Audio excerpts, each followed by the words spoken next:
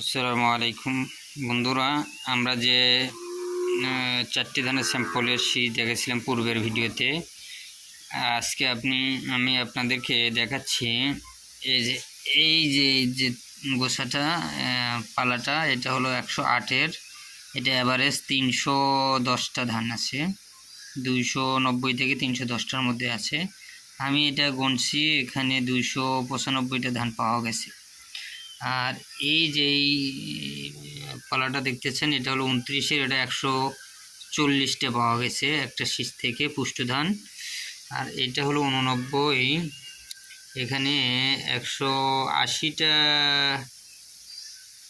না 180 210টার মতো ধান পাওয়া গেছে। আর এই যে এটা হলো হীরা 2, এখানে 185টা ধান পাওয়া গেছে একটা শীষে পুষ্ট ধান 185। তাহলে আপনারা এখন করুন যে এই চারটে ডিফারেন্টের মধ্যে কোনটা ধানের ফলন বেশি। আপনাদের উপরে আমি এটা নির্ভর করছি, আপনারা নিজেরাই বিবেচনা করবেন।